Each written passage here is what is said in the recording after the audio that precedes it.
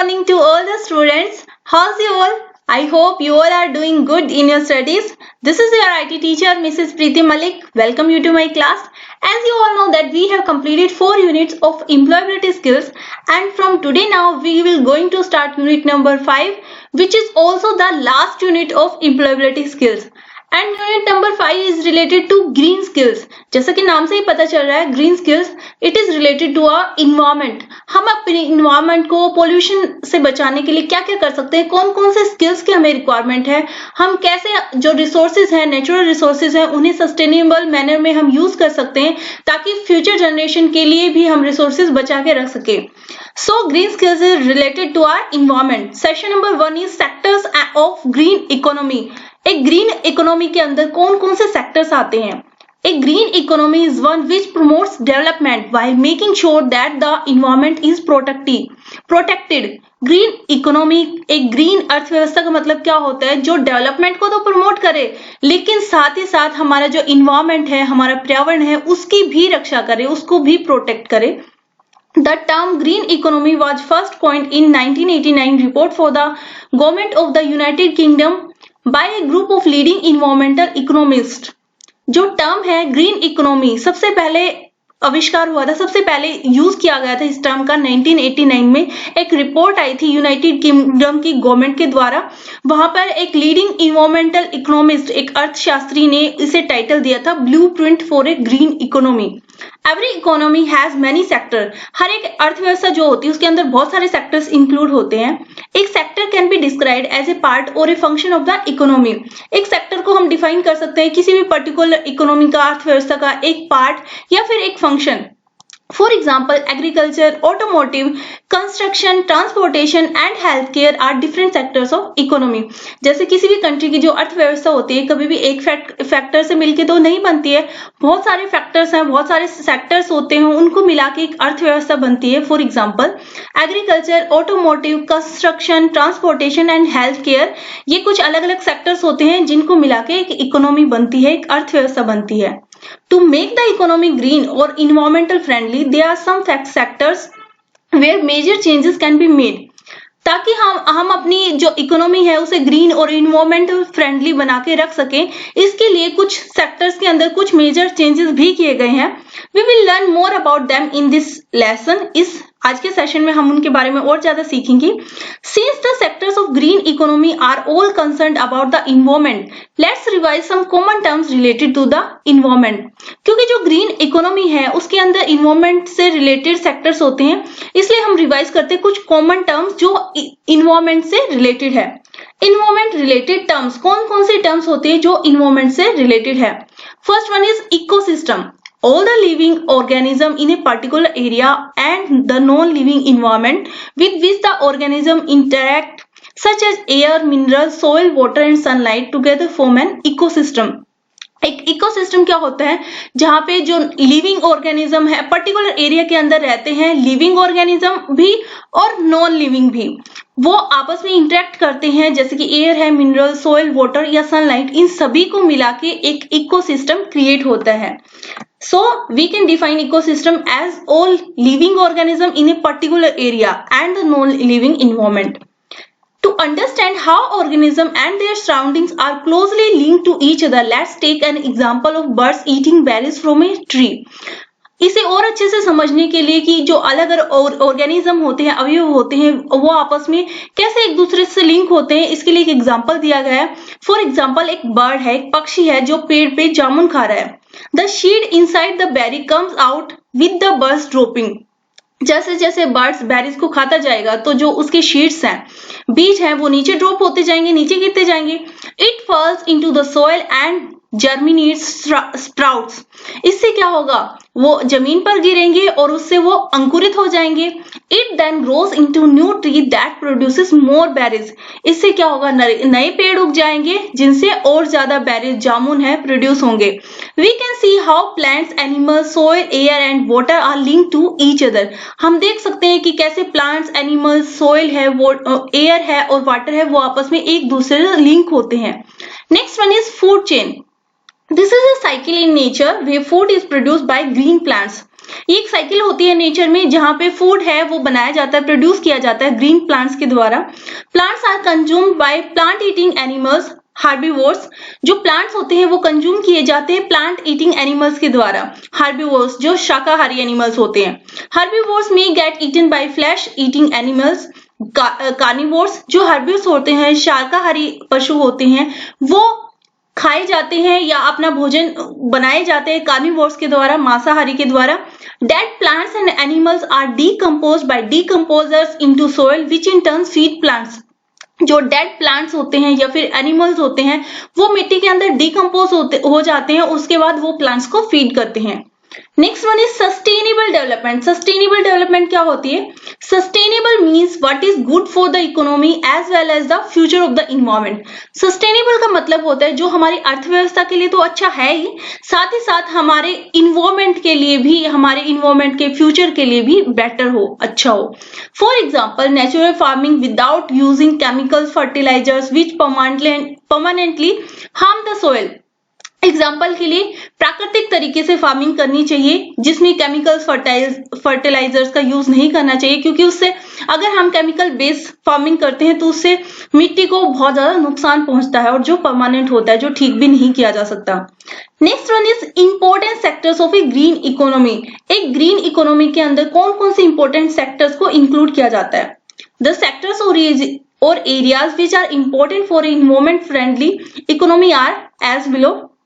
एक टेबल बनाई गई है, उसके अंदर एक्सप्लेन किया गया है कौन कौन से सेक्टर्स हैं, एरियाज हैं जो एक इन्वायरमेंट फ्रेंडली इकोनॉमी के लिए बहुत इंपॉर्टेंट होते हैं। First one is agriculture. Agriculture is very important. Agriculture refers to growing crops for our food. Agriculture का मतलब होता है फसलें उगाना ताकि हम अपना खाना प्राप्त कर सके, फूड प्राप्त कर सके। It is the largest part of our economy and the most important because it provides us with food. ये हमारी इकोनॉमी का सबसे बड़ा पार्ट है और सबसे जरूरी भी है, क्योंकि इससे हमें अपना खाना प्राप्त होता है। Agriculture may harm the environment by overusing land resources, cutting forests, polluting air, water and land by using harmful chemical fertilizers and pesticides. लेकिन एग्रीकल्चर से हमारे इन्वायरमेंट को भी बहुत ज्यादा नुकसान होता है। अगर हम जरूरत से ज्यादा लैंड रिसोर्सेज का यूज करते हैं, अगर हम फॉरेस्ट को काट देते हैं पेड़ों को, इसके अलावा अगर हम एयर, वाटर या जमीन को, लैंड को पोल्यूट करते हैं हार्मफुल केमिकल फर्टिलाइजर्स का यूज करके या फिर कीटनाशकों का यूज करके, तो एग्रीकल्चर बहुत हार्मफुल होती है। इसके लिए हम क्या कर सकते हैं? What can we do? Support local, organic and natural farming without use of harmful fertilizers and pesticides. हमें लोकल या जैविक या प्राकृतिक तरीके से फार्मिंग करनी चाहिए, एक ऐसी फार्मिंग जिसमें किसी प्रकार के हार्मफुल फर्टिलाइजर्स या कीटनाशकों का इस्तेमाल नहीं किया जा सकता। Grow our own vegetable if possible. जहां तक संभव हो अपने लिए, खुद के लिए वेजिटेबल्स उगाने की कोशिश करनी चाहिए। Eat in season and locally produced food. जहां तक पॉसिबल हो जो सीजनल फ्रूट्स होते हैं, वेजिटेबल्स होते हैं, उन्हीं को खाना चाहिए और जो लोकली प्रोड्यूस्ड फूड होते हैं उन्हीं को खाना चाहिए। Next one is energy resources. Energy resources क्या क्या होती हैं?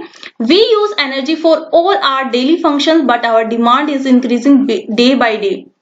हम जो ऊर्जा है अपनी डेली के लाइफ में फंक्शन करने के लिए एनर्जी का यूज करते हैं, लेकिन डे बाय डे एनर्जी की जो डिमांड है वो इंक्रीज होती जा रही है। The common energy sources such as oil, coal, gas etcetera are harmful to health and environment. जो कॉमन फैक्टर होते हैं, कॉमन एनर्जी रिसोर्सेज होते हैं, वो है ऑयल है, कोल है, गैस है, लेकिन ये हमारी हेल्थ और हमारे इन्वायरमेंट दोनों के लिए बहुत नुकसानदेह होते हैं। They are also limited and non renewable. इसके साथ ही साथ ये सीमित मात्रा में होते हैं और दोबारा से इन्हें रिन्यू भी नहीं किया जा सकता। नॉन रिन्यूएबल रिसोर्सेज होते हैं ये। इसके स्थान पे हम क्या कर सकते हैं? Select clean renewable energy sources like solar lights whenever possible.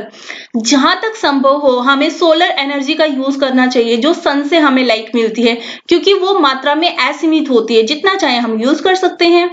Avoid wasting electricity. हमें इलेक्ट्रिसिटी को वेस्ट नहीं करना चाहिए। Turn off lights and unplug appliances when you are not using them. जब हम यूज नहीं कर रहे हैं तो सभी अप्लायंसेस को अनप्लग कर देना चाहिए, लाइट्स को ऑफ कर देना चाहिए। Avoid cars and use cycles और पब्लिक ट्रांसपोर्ट। कार्स को यूज करना अवॉइड करना चाहिए और जहां तक पॉसिबल हो साइकिल्स या फिर पब्लिक ट्रांसपोर्ट का ही इस्तेमाल करना चाहिए।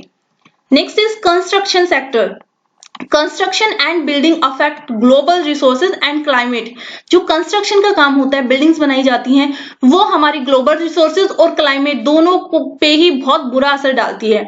Use of sand and stones causes destruction of river beds and quarrying in mountains. These activities cause landslides, earthquakes and destruction due to flooding. अगर बहुत ज्यादा सैंड का या स्टोन का इस्तेमाल किया जाता है कंस्ट्रक्शन का काम करने के लिए, उससे क्या होता है, जो रिवर बेड्स होते हैं, समुद्र नदियों के जो तल होते हैं, उनका विनाश होता है। साथ ही साथ माउंटेन में भी हलचल पैदा होती है। इन सभी एक्टिविटीज के थ्रू क्या हो सकता है, लैंडस्लाइड हो सकती है, अर्थक्वेक हो सकता है, या फिर डिस्ट्रक्शन के कारण फ्लडिंग भी हो सकती है। फ्लडिंग के कारण डिस्ट्रक्शन भी हो सकता है, विनाश हो सकता है, पतन हो सकता है। Construction activities also cause air pollution and breathing problems. इसके साथ ही साथ अगर कंस्ट्रक्शन का काम होता है, जब कंस्ट्रक्शन का काम स्टार्ट हो जाता है, तो उससे बहुत सारी एक्टिविटीज होती है, जैसे एयर हमारी पोल्यूट हो जाती है, और इससे के अलावा जो लोग हैं उन्हें ब्रीदिंग में भी, सांस लेने में भी प्रॉब्लम होती है। Incorrectly designed buildings need more air conditioning and electric lights, waste more water and use more energy overall. अगर जब बिल्डिंग्स को कंस्ट्रक्शन किया जाता है, अगर उन्हें प्रॉपर तरीके से डिजाइन नहीं किया जाता, तो उनमें बहुत ज्यादा एयर कंडीशनिंग की जरूरत पड़ती है, ज्यादा लाइटिंग की जरूरत पड़ती है, और इसके साथ ही साथ वाटर और एनर्जी भी बहुत ज्यादा यूज होती है। इसके स्थान पर हम क्या कर सकते हैं, what can we do? Energy efficient और green building save electricity and water and use clean energy like solar and wind energy. जो एनर्जी एफिशिएंट या फिर ग्रीन बिल्डिंग होते हैं, वो इलेक्ट्रिसिटी को सेव करते हैं, वाटर का सेव करते हैं, साथ ही साथ वो क्लीन एनर्जी जैसे कि सोलर है या विंड एनर्जी है, उसका यूज करते हैं। We need to use cleaner energy in our building and avoid wastage of energy. जहां तक पॉसिबल हो हमें अपनी बिल्डिंग्स में क्लीनर एनर्जी को यूज करना चाहिए, एनर्जी को वेस्ट होने से बचाना चाहिए, अवॉइड करना चाहिए। We should talk to people about the advantages of using local construction materials. हमें लोगों से बात करनी चाहिए, उन्हें बताना चाहिए कि क्या क्या फायदे हैं अगर लोकल कंस्ट्रक्शन मटेरियल का इस्तेमाल किया जाता है। If a large scale construction project is causing pollution, we should inform the local authorities about them. अगर कोई बहुत बड़े लेवल पे कंस्ट्रक्शन का काम चल रहा है, कंस्ट्रक्शन प्रोजेक्ट पे काम चल रहा है जिससे पोल्यूशन हो रहा है, तो हमें वहां की जो लोकल ऑथोरिटीज है उन्हें इसके बारे में इन्फॉर्म करना चाहिए। Next is fisheries. Overfishing has lead to the depletion of future fish supplies. अगर बहुत जरूरत से ज्यादा ओवरफिशिंग की जाती है, जरूरत से ज्यादा फिशिंग की जाती है, मछली पकड़ी जाती है, तो उससे क्या होगा, फ्यूचर में जो फिश की सप्लाईज है वो खत्म हो सकती है, विलुप्त हो सकती है, उसका विनाश हो सकता है। Some species of sharks, turtles and fish are becoming extinct. कुछ जो प्रजातियां हैं शार्क्स की, टर्टल्स की या फिर फिश की, वो धीरे धीरे विलुप्त होती जा रही हैं। This will disturb the ecological balance and food chain in our ecosystem. इससे क्या, जो हमारा इकोलॉजिकल बैलेंस है वो भी डिस्टर्ब हो रहा है, साथ ही साथ हमारा जो इकोसिस्टम है, फूड चेन है, वो भी डिस्टर्ब होता जा रहा है। This will also cause more dependence on other form of food, causing more pressure on agriculture sectors. जैसे अगर ओवर फिशिंग की जाएगी तो उससे फिशिंग का जो फ्यूचर में स्कोप है वो खत्म हो जाएगा। इसकी वजह से और ज्यादा डिपेंडेंसी बढ़ जाएगी हमारी दूसरी फूड आइटम्स पे, जिसकी वजह से एग्रीकल्चर सेक्टर पे और ज्यादा प्रेशर पड़ेगा। Fisherman may lose their livelihood. इसके अलावा जो मछुआरे होते हैं वो उनका आजीविका चलाने का जो साधन है मछली पकड़ना, वो भी अपना खो सकते हैं। इसके स्थान पे हम क्या कर सकते हैं, we can avoid the problems of over fishing by telling people about sustainable fishing practices which control fishing and provide enough time for fish to breed and multiply। हमें अवॉइड करना चाहिए, ओवर फिशिंग से बचना चाहिए, जरूरत से ज्यादा fishing नहीं करनी चाहिए, लोगों को सस्टेनेबल फिशिंग प्रैक्टिस के बारे में नॉलेज देनी चाहिए, बताना चाहिए, ताकि वो फिशिंग को कंट्रोलिंग किया जा सके, फिश जो है मछलियों को भी पर्याप्त मात्रा में टाइम मिल सके, नस्ल अलग अलग तरह की नस्ल सप्लाई होने में, मल्टीप्लाई होने में, इसलिए ओवर फिशिंग को अवॉइड करना चाहिए। If you eat fish by only those which are plentiful available and also in season. अगर आप फिश खाते हैं तो आपको कोशिश करनी चाहिए आप वही वेराइटी खरीदें जो मात्रा में बहुत ज्यादा है, प्लेंटीफुल अवेलेबल है। Not during breeding season. Breeding season पे आपको फिश नहीं खानी चाहिए। Next is forestry. Forests are important for rainfall and to protect our land resources. Many tribes survive on forest products. जो फॉरेस्ट होते हैं, वन होते हैं, वो बहुत इंपॉर्टेंट होते हैं वर्षा आने में और इसके साथ ही साथ लैंड रिसोर्सेज को सुरक्षा देने में। बहुत सारी जनजातियां ऐसी होती हैं जो फॉरेस्ट प्रोडक्ट्स के थ्रू ही सरवाइव करती हैं। डिफोरेस्टेशन और loss of forest lead to, अगर पेड़ों को काटा जाता है तो उससे क्या हो सकता है, क्लाइमेट चेंज हो जाएगा, सॉइल इरोजन हो जाएगा, इसके अलावा जो वाइल्ड लाइफ है, फूड चेन है इकोसिस्टम की, वो भी डैमेज हो सकती है। इससे जो ट्री कवरेज एरिया है वो भी कम रह जाएगा, रेन कम होएगी, इसके साथ ही साथ हमें पर्याप्त मात्रा में ऑक्सीजन नहीं मिलेगी और पोल्यूशन और ज्यादा बढ़ जाएगा। इसके लिए हम क्या कर सकते हैं, sustainably manage forest can continue to support communities and ecosystem without damaging the environment and climate. अगर हम सस्टेनेबल मैनर में फॉरेस्ट को मैनेज करके रखते हैं, इससे क्या होगा, हमारी कम्युनिटीज है उन्हें भी सपोर्ट मिलेगा, इसके साथ ही साथ हमारा इकोसिस्टम भी डैमेज नहीं होगा, हमारा जो इन्वायरमेंट है, क्लाइमेट है, डैमेज नहीं होगा, उन्हें कोई नुकसान नहीं होगा। इसके लिए हम क्या कर सकते हैं, reduce, reuse and recycle paper so that fewer trees are cut. हो सके तो हम जितना पॉसिबल हो पेपर का यूज रिड्यूस कर देना चाहिए, जहां तक पॉसिबल हो पेपर को बार बार यूज करना चाहिए, रिसाइकिल करना चाहिए ताकि कम पेड़ों को काटा जाए। Avoid buying products such as ivory which we can get only by harming animals। आपको ऐसे प्रोडक्ट खरीदने से बचना चाहिए जो इवोरी से रिलेटेड हो, जिनकी वजह से एनिमल्स को नुकसान पहुंचता है। Buy only those products which are collected safely such as honey collected without breaking bees। कोशिश करनी चाहिए कि आप ऐसे प्रोडक्ट खरीदें जिन्हें सेफली कलेक्ट किया जाता है। एग्जाम्पल के लिए शहद इकट्ठा किया जाता है तो उस टाइम पे मधुमक्खी के छत्ते को तो कोई नुकसान नहीं पहुंचाया जाता, इसलिए ऐसी कोशिश करनी चाहिए कि आप ऐसे प्रोडक्ट खरीदें जिनसे एनिमल्स को, बर्ड्स को कोई नुकसान नहीं पहुंचता। और रिड्यूस करना चाहिए, आप ऐसे प्रोडक्ट ना खरीदें जिनकी वजह से एनिमल्स को नुकसान पहुंचाया जाता है। Next one is tourism. Tourism can be great for local economies but not if it is harm the environment। Tourism बहुत इंपॉर्टेंट होता है लोकल इकोनॉमीज के लिए, लेकिन अगर ये हमारे इन्वायरमेंट को नुकसान नहीं पहुंचा रहा है तो ही अच्छा होता है। While traveling, travel in groups, limit water and energy use and avoid wastage। जब भी आप ट्रैवलिंग करते हैं तो कोशिश करनी चाहिए आप ग्रुप्स में ट्रैवल करें, वाटर या एनर्जी का कम यूज करें, वेस्टेज नहीं करनी चाहिए, अवॉइड करना चाहिए वेस्टेज को। There are hotels and travel companies which support tourism which protect the environment। Find out more about them and tell people about how to travel without harming the environment। ऐसे बहुत सारे hotels होते हैं, travel companies होती है जो eco tourism को support करते हैं। ऐसा टूरिज्म जहां पे इन्वायरमेंट को कोई नुकसान नहीं पहुंचाया जाता, इन्वायरमेंट को प्रोटेक्ट किया जाता है। तो आपको ऐसी जगह ढूंढने की कोशिश करनी चाहिए, साथ ही साथ लोगों को भी इसके बारे में जानकारी देनी चाहिए कि इन्वायरमेंट को नुकसान पहुंचाए बिना कैसे ट्रेवल किया जा सकता है। Next one is transport. The transport sector consume maximum petrol and diesel and causes a lot of pollution। जो ट्रांसपोर्टेशन सेक्टर होता है उसमें बहुत ज्यादा पेट्रोल और डीजल कंज्यूम किया जाता है, जिसकी वजह से बहुत ज्यादा पोल्यूशन बढ़ता है। The transport sector of a green economy aims at using cleaner fuels like electricity for vehicles, providing public transport, promoting cycling etc. to discourage use of cars। जो ट्रांसपोर्ट सेक्टर होता है, ग्रीन इकोनॉमी अगर उनका लक्ष्य है तो उन्हें cleaner fuels का यूज करना चाहिए, जैसे कि इलेक्ट्रिसिटी है, व्हीकल्स के लिए इलेक्ट्रिसिटी का यूज किया जा सकता है। इसके साथ ही पब्लिक ट्रांसपोर्ट प्रोवाइड करना चाहिए, साइकिलिंग को प्रमोट करना चाहिए क्योंकि उनकी वजह से इन्वायरमेंट को कोई नुकसान नहीं होता। साथ ही साथ कार्स के यूज को डिस्करेज किया जाना चाहिए। What can we do? Use public transport like buses और ट्रेन। हमें जितना पॉसिबल हो पब्लिक ट्रांसपोर्ट का इस्तेमाल करना चाहिए, जैसे कि बस या ट्रेन। वॉक और साइकिल व्हेन पॉसिबल, जहां तक संभव हो या तो पैदल चलना चाहिए या फिर साइकिलिंग करनी चाहिए। Use electrical battery operated vehicles if possible, जहां तक संभव हो ऐसे व्हीकल का यूज करना चाहिए जो इलेक्ट्रिसिटी से चलते हो। Next is water management. पानी को आप कैसे मैनेज करके रख सकते हैं? Water is one of our most important resources. जैसे सभी जानते हैं वाटर हमारे लिए सबसे इंपॉर्टेंट रिसोर्सेज है। Billions of people worldwide lack access to clean drinking water or improved sanitation services and population growth is making the problem more serious। Billions पूरे world wide इतने सारे लोग हैं, बिलियंस की संख्या में, जिन्हें पीने के लिए क्लीन वाटर भी नहीं मिलता है या फिर सैनिटेशन सर्विसेज इंप्रूव तरीके से नहीं मिलती है। और जैसे जैसे जनसंख्या बढ़ती जा रही है ये प्रॉब्लम और भी ज्यादा सीरियस होती जा रही है। इसके लिए हम क्या कर सकते हैं? Use water wisely. हमें बुद्धिमत्ता से वॉइसली वाटर का यूज करना चाहिए। Turn off the tap when you are not using it, जब आप इस्तेमाल नहीं करते हैं उस टाइम पे टैप को बंद कर देना चाहिए।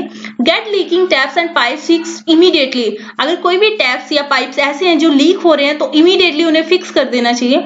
Don't let populated water flow back to the land और water sources before it gets a waste water treatment.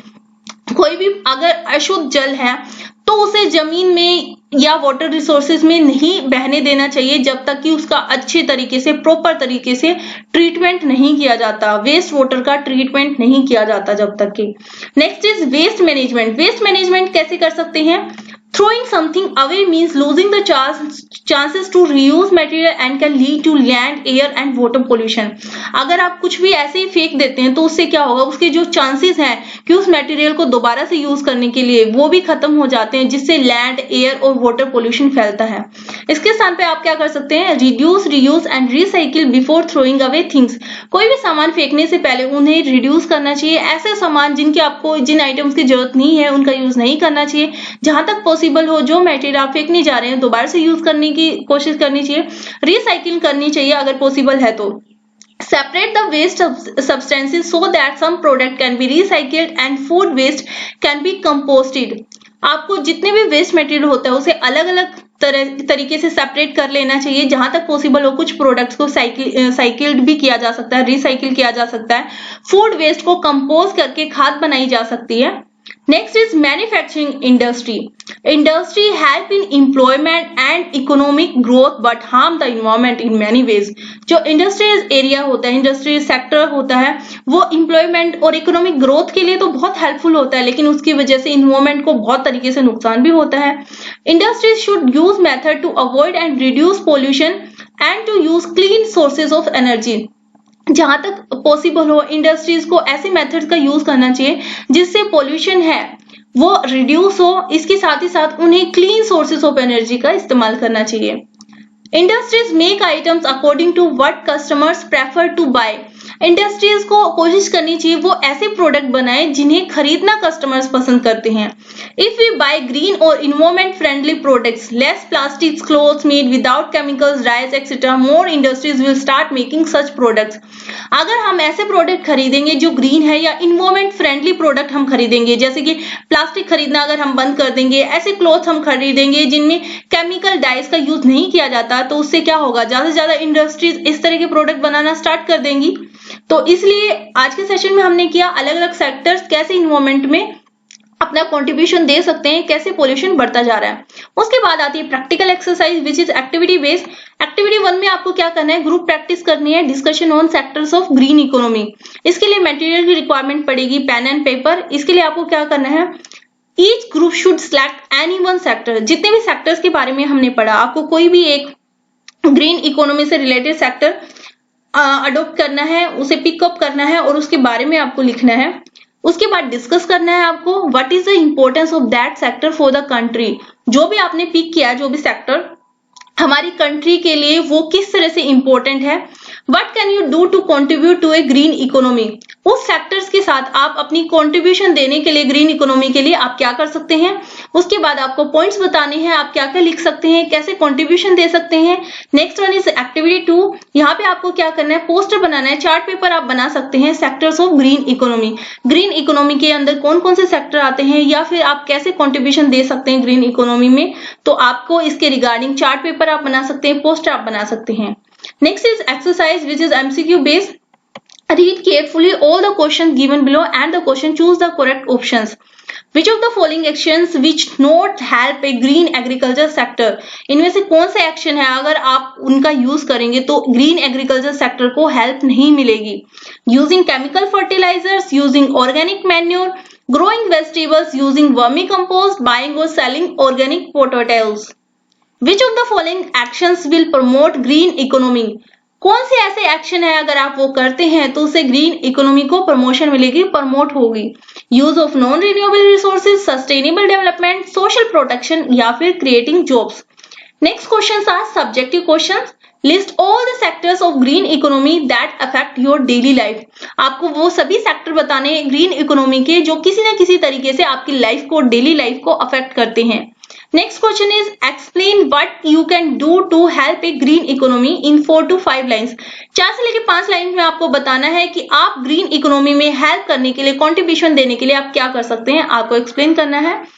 What have you learned? After completing this session, you will be able to identify important sectors of a green economy. एक green economy के अंदर कौन कौन से important sectors होते हैं? Explain the role of each of these sectors in a green economy. इन सभी sectors का green economy में क्या क्या role होता है। I hope आज का सेशन आपको अच्छे से समझ आया होगा। अगर आज के सेशन से रिगार्डिंग कोई भी ऐसा पॉइंट है, अगर आपको समझ में नहीं आया तो आप मेरे से पूछ सकते हैं। Okay students, take care, stay home, stay safe.